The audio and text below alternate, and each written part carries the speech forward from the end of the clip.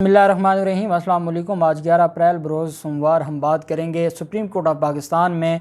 صدارتی ریفرنس جو article 63A کے حوالے سے دائر کیا گیا تھا، اس پر ابھی حکومت بنی ہے شہباز شریف کی، اور آرٹیکل 63A کے حوالے سے اس صدارتی ریفرنس پر انہوں نے ڈاکہ مارنا شروع کر دیا ہے، اور ڈپٹی اٹارنی جنرل کی طرف سے ایک درخواست دائر کی گئی ہے اور اس کیس کی کاز لسٹ کو منسوخ کروایا گیا۔ اس کی تفصیل میں آپ کے ساتھ شیئر کروں گا، یہ چاہتے کیا ہیں۔ دوسری طرف پاکستان تحریک انصاف نے 5 رکنی بینچ پر عدم اعتماد کا اظہار کر کے ایک نئی درخواست دائر کی ہے اور فل کورٹ بینچ بنانے کا مطالبہ کر دیا ہے، اور اس کے اندر جو پلی لی ہے، میں سمجھتا ہوں کہ یہ پاکستان تحریک انصاف کا ایک قانونی اور آئینی طریقے سے سپریم کورٹ آف پاکستان کے 5 رکنی بینچ کے حوالے سے خدشات، اور جو کہا گیا ہے کہ آنریبل بینچ نے اپنا مائنڈ پہلے ہی ڈسکلوز کر دیا ہے جو پٹیشن تھی، جو سو موٹو کیس تھا اس میں، تو اس کے بعد ہم سمجھتے ہیں کہ یہ 5 رکنی بینچ نہ سنیں بلکہ فل کورٹ بینچ سنیں، تاکہ 63A پر کوئی ایسا معاملہ بن جائے کہ ہمیشہ کے لیے ہارس ٹریڈنگ رک جائے اور اس کا معاملہ ہمیشہ کے لیے ختم ہو جائے۔ آپ جانتے ہیں کہ یہ پاکستان کی جو پاکستان تحریک انصاف کی حکومت تھی، ان کے اگر ہم آئینی بات کریں اور قانونی بات کریں تو 2 بڑے کام تھے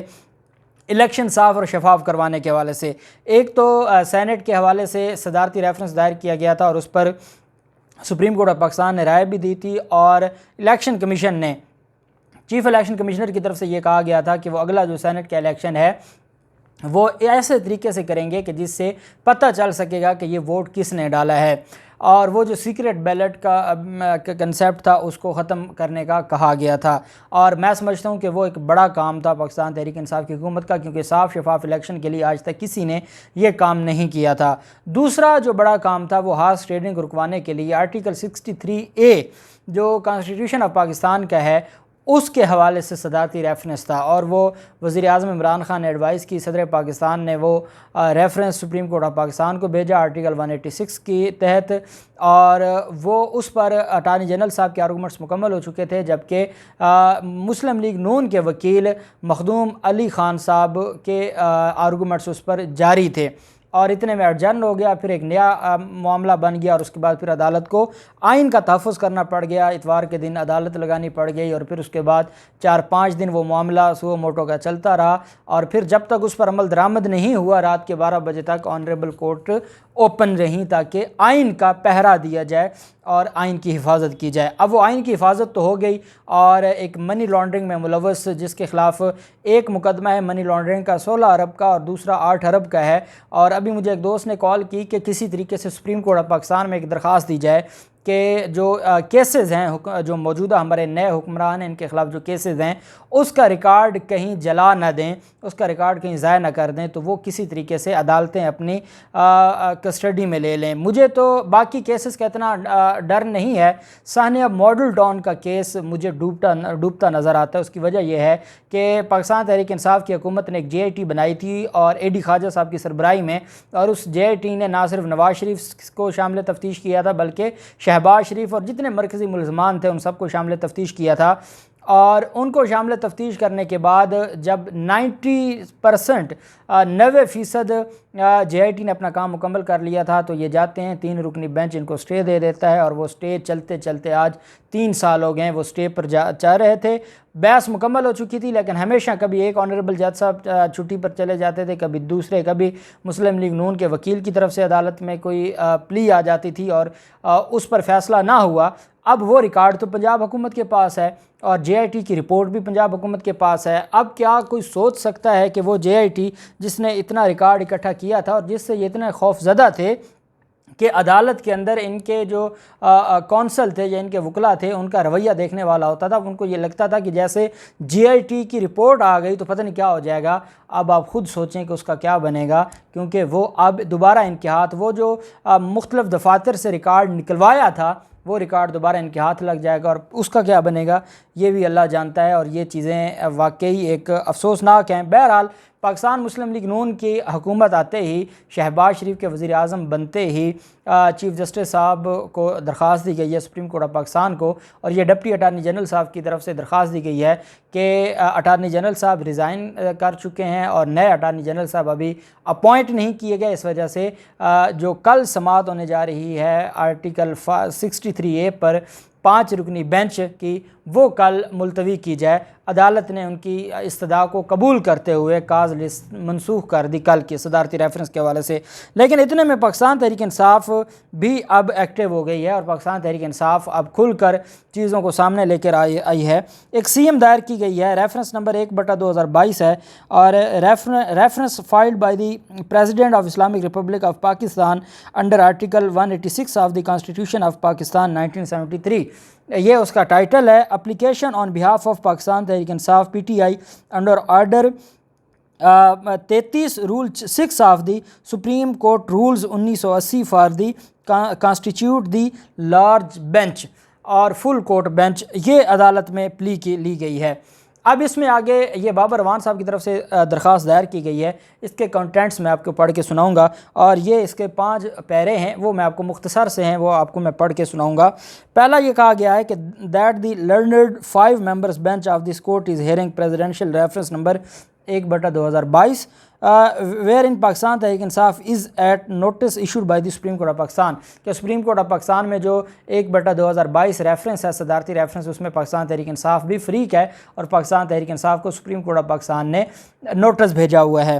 that the same 5 members bench of Supreme Court have already heard and decided suo motu case number 1/2022 اور short order passed on 7/4/2022 کہ یہی 5 رکنی بینچ 7/4/2022 کو ایک اور سو موٹو کیس سن چکا ہے اور اس میں 7/4/2022 کو فیصلہ بھی دے چکا ہے۔ That the question involved in presidential reference number 1/2022 is quire interpretation of article 63 of the constitution of Pakistan and the matters allied thereto. انہوں نے کہا کہ جو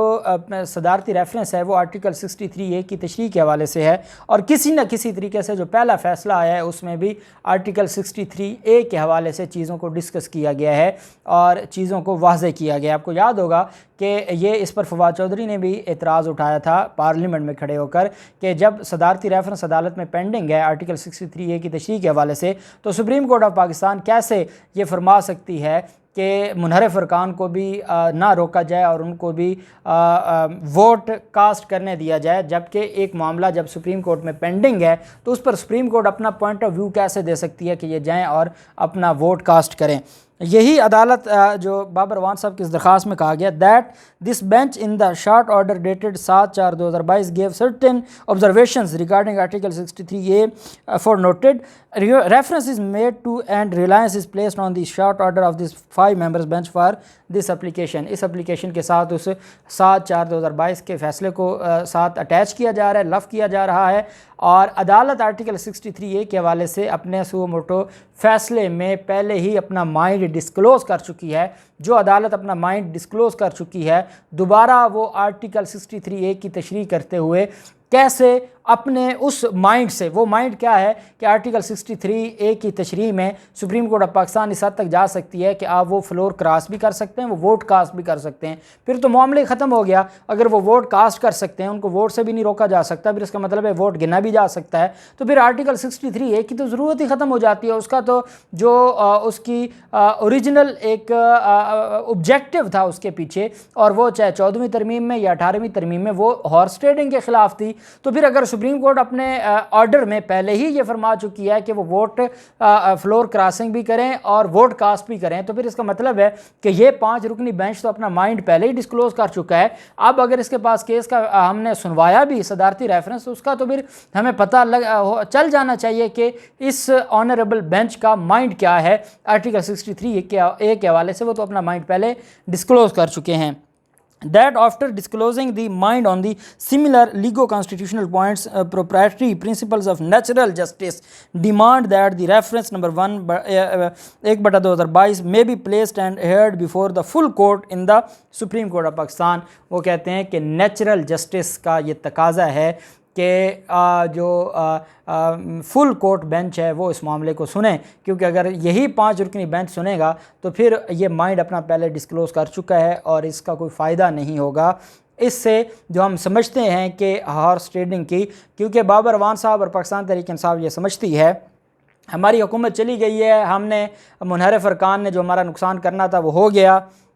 یہ اور بات ہے کہ منحرف ارکان کے خلاف ریفرنس دائر ہو چکے ہیں، لیکن وہ یہ چاہتے ہیں کہ یہ معاملہ ہمیشہ ہمیشہ کے لیے رک جائے، اور اس وجہ سے وہ اس معاملے میں کانشیس ہیں. لیکن کون نہیں چاہ رہا اب؟ وہ پاکستان مسلم لیگ نون نہیں چاہ رہی. پاکستان مسلم لیگ نون وہ جماعت ہے جو 1997 میں 14ویں ترمیم بھی لانے والے یہی، اور 2010 میں 18ویں ترمیم لانے والے بھی یہی. ہارس ٹریڈنگ کے خلاف جب ان دونوں نے، پیپلز پارٹی اور مسلم لیگ نون نے ایک دوسرے کا نقصان کر لیا ہارس ٹریڈنگ سے چانگا مانگا، اور اس کے بعد تو پھر ان کو خیال آیا کہ کیوں نہ اب ہم ایک ترمیم لے کے آئیں جس سے ہارس ٹریڈنگ روکی جائے، اور 2 ترمیم لائے، اور آج خود اس ہارس ٹریڈنگ کو یہ کر بھی رہے ہیں اور اس کو ڈیفینڈ بھی کر رہے ہیں، اور اس وجہ سے انہوں نے درخواست دائر کی کہ کل سماعت نہ ہو. اب یہ جو معاملہ ہے 5 رکنی بینچ پر جو اعتراض اٹھا دیا ہے اور عدم اعتماد کا اظہار کیا ہے پاکستان تحریک انصاف کی حکومت نے، پہلے یہ معاملہ کیا تھا جب سپریم کورٹ میں سو موٹو کیس تھا اور پاکستان پیپلز پارٹی کی درخواستیں تھیں، تو اس وقت فاروق اچنائک صاحب نے عدم اعتماد کیا تھا، اور پاکستان پیپلز پارٹی نے تو پابانگ دول اور مولانا فضل الرحمان شہباز شریف نے کہا تھا کہ ہمارا کیس فل کورٹ بینچ سنیں. تو اب پہلے ایک فریق نے اعتراض کیا تھا، اب دوسرے نے بھی کر دیا ہے. تو اب یہ معاملہ کہاں جاتا ہے اور اس پر سپریم کورٹ آف پاکستان کی طرف سے کیا رسپانس آتا ہے، کب نئے اٹارنی جنرل صاحب اپوائنٹ ہوتے ہیں، کب یہ دوبارہ کیس فکس ہوتا ہے، جو بھی تفصیلات ہوں گی آپ کے ساتھ شیئر کرتے رہیں گے. اللہ پاک پاکستان کا ہمیں ناصر ہو. بہت شکریہ. اللہ حافظ. پاکستان زندہ باد.